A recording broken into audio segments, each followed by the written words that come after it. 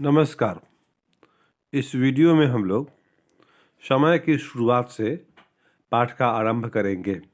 Standard 11th के लिए NCERT की हिस्ट्री बुक है यह, और इस चैनल पे आपको स्टैंडर्ड 6 से लेकर के स्टैंडर्ड 12 तक का हिस्ट्री जो एनसीईआरटी का होता है उसको अपलोड करने का प्रयास किया जा रहा है। इसमें 6, 7, 8, 9, 10 कंप्लीट हो चुका है, 11th अब हो रहा है। इसके बाद 12th को भी अपलोड किया जाएगा। तो कॉम्पिटिटिव एग्ज़ाम्स या किसी भी एकेडमिक एग्ज़ाम्स में शामिल होने वाले स्टूडेंट्स के लिए यह बहुत ही कारगर साबित होगा। इस सद्भावना के साथ मैं स्टैंडर्ड 11th एनसीईआरटी हिस्ट्री का यह पाठ स्टार्ट करता हूँ। उम्मीद करता हूँ कि आपको पसंद आएगा। तो पहला है समय की शुरुआत से। हिस्ट्री का स्टडी इसमें करेंगे समय की शुरुआत से। इस अध्याय में इस बात की चर्चा की गई है कि मानव कब और किस रूप में सर्वप्रथम अस्तित्व में आया। ऐसा समझा जाता है कि कदाचित 56 लाख वर्ष पहले पृथ्वी पर 56 लाख वर्ष पहले पृथ्वी पर ऐसे प्राणियों का प्रादुर्भाव हुआ जिन्हें हम मानव कह सकते हैं। इसके बाद आदि मानव के कई रूप बदले और कालांतर में लुप्त हो गए। आज हम जिस रूप में मानव को देखते हैं, जिन्हें हमने आगे आधुनिक मानव कहा, वैसे लोग 1,60,000 साल पहले पैदा हुए थे। लगभग 8,000 ईसा पूर्व तक मानव इतिहास के इस लंबे अरसे के दौरान लोग दूसरों द्वारा मारे गए या अपनी मौत खुद मरे प्राणियों के शरीर में से मांस निकालकर जानवरों का शिकार करके अथवा पेड़ पौधों से कंदमूल, फल और बीज आदि बटोरकर अपना पेट भरते थे। धीरे धीरे उन्होंने पत्थरों से औजार बनाना और आपस में बातचीत करना सीख लिया। हालांकि आगे चलकर आदमी ने भोजन जुटाने के कई और तरीके अपना लिए, पर शिकार और संग्रह करने यानी इधर उधर से खाने की चीजें तलाशने और बटोरने का तरीका भी चलता रहा। आज भी दुनिया के कुछ भागों में ऐसे शिकारी संग्राहक समाज जो शिकार और संग्रहण से अपने भोजन की व्यवस्था करते हैं। इसलिए हम यह सोचने पर मजबूर होते हैं कि आज के इन शिकारी संग्राहक लोगों की जीवन शैली का अध्ययन करने से हमें अतीत के बारे में कुछ जानकारी मिल सकती है या नहीं। आज हमें आदि मानव के इतिहास की जानकारी मानव के जीवाश्मों, पत्थर के औजारों और गुफाओं के चित्रकारियों की खोजों से मिलती है। इनमें से प्रत्येक खोज का अपना एक इतिहास है। अक्सर ही जब ऐसी खोजें सर्वप्रथम की गईं, अधिकांश विद्वानों ने यह मानने से इनकार कर दिया कि ये जीवाश्म प्रारंभिक मानवों के हैं। उन्हें आदिकालीन मानव द्वारा पत्थर के औजार या रंग रोगन बनाए जाने की योग्यता के बारे में भी शक था। एक अरसे के बाद ही इन जीवाश्मों, औजारों और चित्रकारियों के सच्चे महत्व को स्वीकार किया गया। मानव का विकास क्रमिक रूप से हुआ। इस बात का साक्ष्य हमें मानव की उन प्रजातियों, जीवाश्मों से मिलता है जो अब लुप्त हो चुकी हैं। उनकी कुछ विशेषताओं या शारीरिक लक्षणों के आधार पर मानव को भिन्न भिन्न प्रजातियों में बांटा गया है। जीवाश्मों के काल का परोक्ष रूप से निर्धारण करके किया जाता है, जिनमें वे दबे हुए पाए जाते हैं। जब एक बार जीवाश्मों की तिथि यानी काल का पता चल जाता है, तब मानव विकास का क्रम निर्धारित करना कठिन नहीं रहता। लगभग 200 वर्ष पहले सर्वप्रथम जब ऐसी खोजें की गई थीं, तो अनेक विद्वान यह मानने को तैयार नहीं थे कि खुदाई में मिले जीवाश्म और पत्थर के औजार तथा चित्रकारियाँ जैसी अन्य चीज़ें वास्तव में मनुष्य के आदिकालीन रूपों से संबंध रखती हैं। विद्वानों की यह हिचकिचाहट आमतौर पर बाइबल के ओल्ड टेस्टामेंट में अभिव्यक्त इस धारणा पर आधारित थी कि परमेश्वर ने सृष्टि की रचना करते समय अन्य प्राणियों के साथ साथ मनुष्य को भी बनाया। विद्वानों की ऐसी हिचकिचाहट का एक उदाहरण देखिए। अगस्त 1856 में जब मजदूर जर्मनी के डसेल्डोर्फ नगर के पास नियंडर घाटी मानचित्र 2 पृष्ठ 18 में चूने के पत्थरों की खान की खुदाई कर रहे थे तो उन्हें एक खोपड़ी और अस्थिपंजर के कुछ टुकड़े मिले। ये चीज़ें एक स्थानीय स्कूली शिक्षक कार्ल फुलरॉट को सौंप दी गई, जो एक प्राकृतिक इतिहासज्ञ थे। जांच के बाद उन्होंने पाया कि वह खोपड़ी आधुनिक मानव की नहीं थी। फिर उन्होंने प्लास्टर से उस खोपड़ी का ढांचा बनाया और उसे बॉन विश्वविद्यालय के शरीर रचना विज्ञान के एक प्रोफेसर हरमन शॉफहौसेन के पास भेज दिया। अगले ही वर्ष उन्होंने मिलकर एक शोध पत्र प्रकाशित किया जिसमें उन्होंने यह दावा किया कि यह खोपड़ी एक ऐसे मानव रूप की है जो अब अस्तित्व में नहीं है। उस समय तो विद्वानों ने उनके इस दावे को स्वीकार नहीं किया और यह घोषित कर दिया कि यह खोपड़ी एक ऐसे व्यक्ति की है जो बहुत बाद के समय में हुआ था। मनुष्य के क्रमिक विकास के अध्ययन में एक युगांतरकारी घटना 24 नवंबर 1859 को तब घटी जब मनुष्य की उत्पत्ति के विषय में चार्ल्स डार्विन की पुस्तक on the origin of species प्रकाशित हुई। इस पुस्तक के प्रथम संस्करण की सभी 1250 प्रतियां उसके प्रकाशन के दिन ही हाथों हाथ बिक गईं। डार्विन ने इस पुस्तक में दलील दी थी कि मानव बहुत समय पहले जानवरों से ही क्रमिक रूप में विकसित होकर अपने वर्तमान रूप में आया है। नियंडरथल मानव की खोपड़ी। मानव के क्रमिक विकास की कहानी। आधुनिक मानव के पूर्वज इन 4 खोपड़ियों को देखिए, एक और नीचे, ये खोपड़ी का एक वानर की है। खोपड़ी ख ऑस्ट्रेलोपिथिक्स एक नामक प्रजाति की है।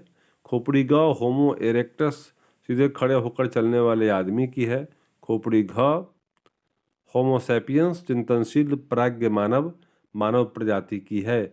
आज के मानव इसी प्रजाति के हैं।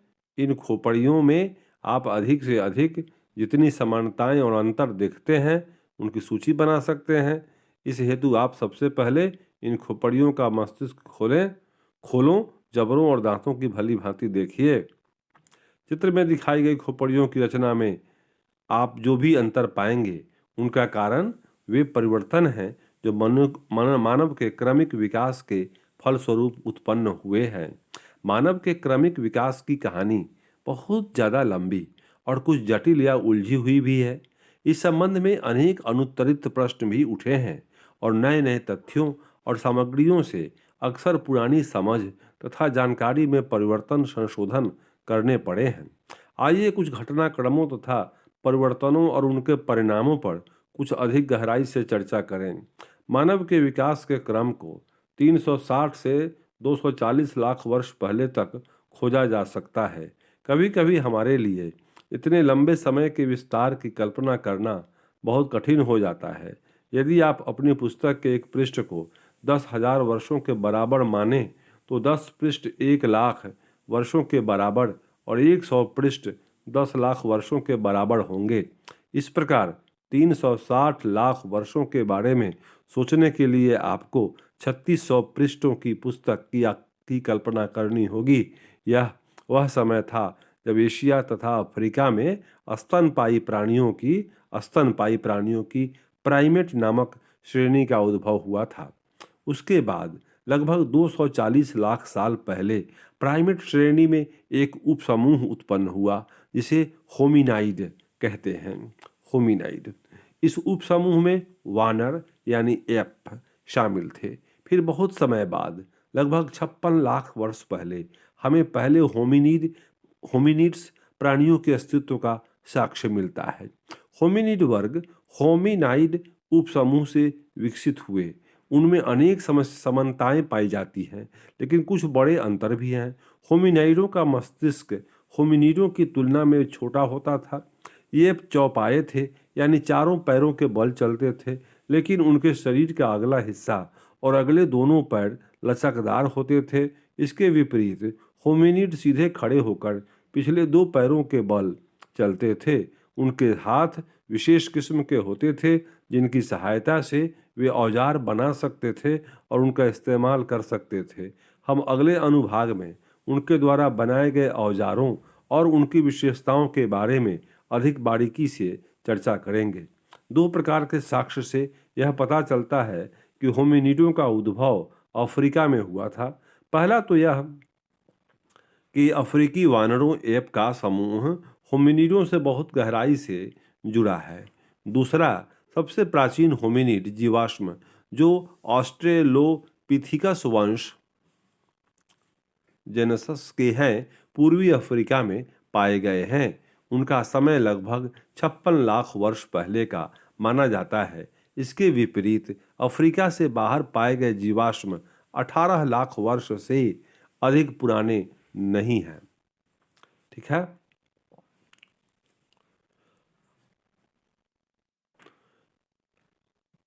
हाथ का क्रमिक विकास। होमिनिडेई नामक परिवार के सदस्य हैं। होमिनिडेई नामक परिवार के सदस्य हैं। इस परिवार में सभी रूपों में मानव प्राणी शामिल हैं। होमिनिड समूह की अनेक विशेषताएं हैं, जैसे मस्तिष्क का बड़ा आकार, पैरों के बल सीधे खड़े होने की क्षमता, दो पैरों के बल चलना, हाथ की विशेष क्षमता जिससे वह औजार बना सकता था और उनका इस्तेमाल कर सकता था। होमिनिडों को आगे कई शाखाओं में विभाजित किया जा सकता है। इन शाखाओं को जीनस कहते हैं। इन शाखाओं में ऑस्ट्रेलोपिथिकस और होमो अधिक महत्वपूर्ण है। इन शाखाओं में प्रत्येक की कई प्रजातियां हैं। ऑस्ट्रेलोपिथिकस और होमो के बीच कुछ बड़े अंतर उनके मस्तिष्क के आकार, जबड़े और दांतों के संबंध में पाए जाते हैं। ऑस्ट्रेलोपिथिकस के मस्तिष्क का आकार होमो की अपेक्षा बड़ा होता है। जबड़े अधिक भारी होते हैं और दांत भी ज़्यादा बड़े होते हैं। दरअसल इन प्रजातियों को वैज्ञानिकों द्वारा जो नाम दिए गए हैं, वे सभी लातीनी और यूनानी भाषाओं के शब्दों से ही बने हैं। उदाहरण के लिए, ऑस्ट्रेलोपिथिकस नाम लातीनी भाषा के ऑस्ट्रल यानी दक्षिणी और यूनानी भाषा के शब्द पिथिकस यानी वानर से मिलकर बना है। यह नाम इसलिए दिया गया क्योंकि मानव के आद्य रूप में उसकी एप वानर अवस्था के अनेक लक्षण बरकरार रहे, जैसे होमो की तुलना में मस्तिष्क का अपेक्षाकृत छोटा होना, पिछले दांत बड़े होना और हाथों की दक्षता का सीमित होना। उसमें सीधे खड़े होकर चलने की क्षमता भी अधिक नहीं थी, क्योंकि वह अभी भी अपना बहुत सा समय पैरों पर गुजारता था। इसलिए उसमें पैरों पर जीवन जीने के लिए आवश्यक अनेक विशेषताएं अब भी मौजूद थीं, जैसे आगे के अवयवों का लंबा होना, हाथ और पैरों की हड्डियों का मुड़ा होना और टखने के जोड़ों का घुमावदार होना। कालांतर में जब औजार बनाने और लंबी दूरी तक पैदल चलने की क्रिया में बढ़ोतरी होती गई, तब मानवीय विशिष्टताओं तथा लक्षणों का विकास भी होता गया। आदिकालीन मानवों के अवशेषों को भिन्न भिन्न प्रजातियों में वर्गीकृत किया गया है। इन प्रजातियों को अक्सर उनकी हड्डियों की रचना में पाए जाने वाले अंतरों के आधार पर एक दूसरे से अलग किया गया है। उदाहरण के लिए, प्रारंभिक मानवों की प्रजातियों को उनकी खोपड़ी के आकार और जबड़े की विशिष्टता के आधार पर बांटा गया है। ये विशेषताएं सकारात्मक प्रतिपुष्टि व्यवस्था, पॉजिटिव फीडबैक मैकेनिज्म यानी वांछित परिणाम प्राप्त होने से ही विकसित हुई होगी।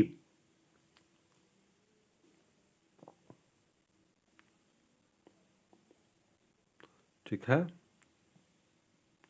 उदाहरण के लिए, दो पैरों पर खड़े होकर चलने की क्षमता के कारण हाथ बच्चों या चीजों को उठाकर ले जाने के लिए मुक्त हो गए और ज्यों-ज्यों हाथों का इस्तेमाल बढ़ता गया, त्यों-त्यों दो पैरों पर खड़े होकर चलने की कुशलता भी बढ़ती गई। इससे विभिन्न प्रकार के काम करने के लिए एक स्वतंत्र हो जा हाथ स्वतंत्र हो जाने का लाभ तो मिला ही, साथ ही चार पैरों की बजाय दो पैरों पर चलने से शारीरिक ऊर्जा की खपत भी बहुत कम होने लगी। लेकिन दौड़ते समय यह लाभ उल्टा हो गया। लतोली, तंजानिया में मिले होमिनिड के पद चिन्हों के जीवाश्मों और हादाड़ इथियोपिया से प्राप्त हड्डियों के जीवाश्मों से यह पता चलता है कि तत्कालीन मानव के दो पैरों पर चलने लगे थे। लगभग 25 लाख वर्ष पहले ध्रुवीय हिमाच्छादन से हिमयुग के आरंभ से में जब पृथ्वी के बड़े बड़े भाग बर्फ से ढक गए तो जलवायु तथा वनस्पति की स्थिति में बड़े बड़े परिवर्तन आए।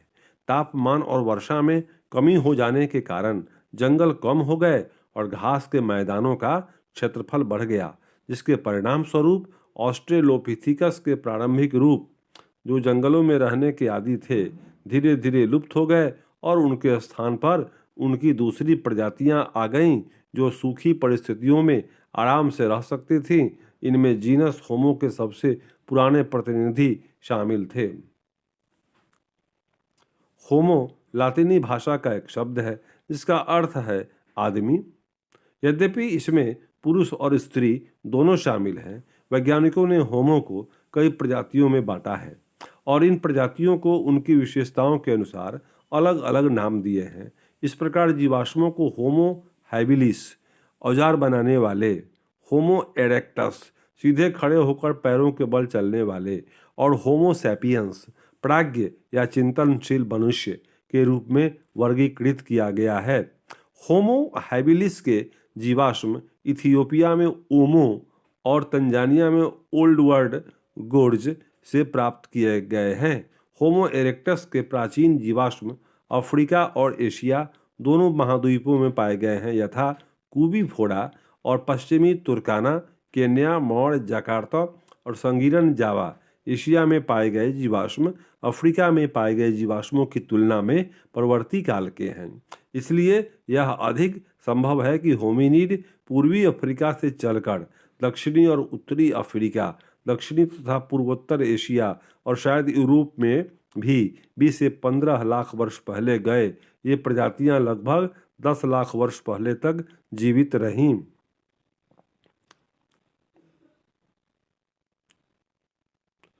कुछ दृष्टांतों में जीवाश्मों का नामकरण उन स्थानों के आधार पर किया गया है जहां उस विशेष प्रकार के जीवाश्म सर्वप्रथम मिले थे।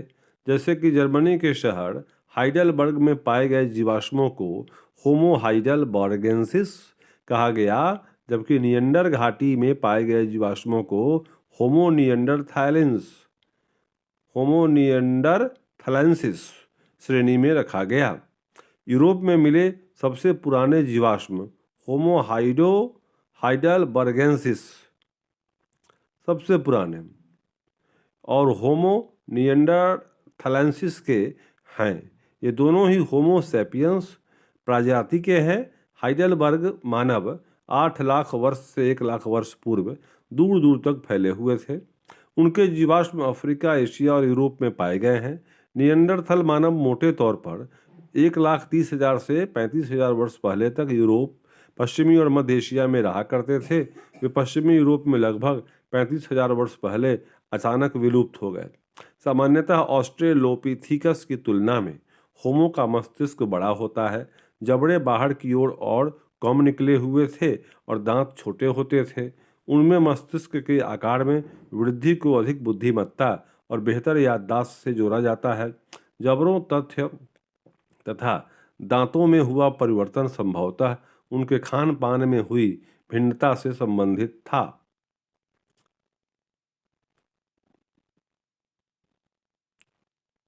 ठीक है। उसके बाद विश्व में मानव प्रजातियों का निवास की ये सूची है कब? तो 50 से 10 लाख वर्ष पूर्व। कहाँ? तो अफ्रीका में सहारा के आसपास के प्रदेश। कौन? ऑस्ट्रेलोपिथिकस प्रारंभिक होमो इरेक्टस। इस जाति के मनुष्य अफ्रीका में पाए गए इस 50 से 10 लाख वर्ष पूर्व। 10 लाख से 40,000 वर्ष पूर्व अफ्रीका, एशिया और यूरोप के मध्य अक्षांश क्षेत्र में। होमो इरेक्टस आद्य होमोसेपियंस, निएंडरथल मानव, होमोसेपियंस आधुनिक मानव। इसी तरह से 45,000 वर्ष पूर्व ऑस्ट्रेलिया में आधुनिक मानव। 40,000 वर्ष से अब तक उच्च अक्षांश पर यूरोप और एशिया प्रशांत द्वीप समूह, बाद वाले निएंडरथल आधुनिक मानव, उत्तरी तथा दक्षिणी अमेरिकी रेगिस्तान और वर्षा वन। ठीक। अब इसके बाद यहाँ से हम लोग दूसरे वीडियो में पढ़ेंगे। Thank you for viewing.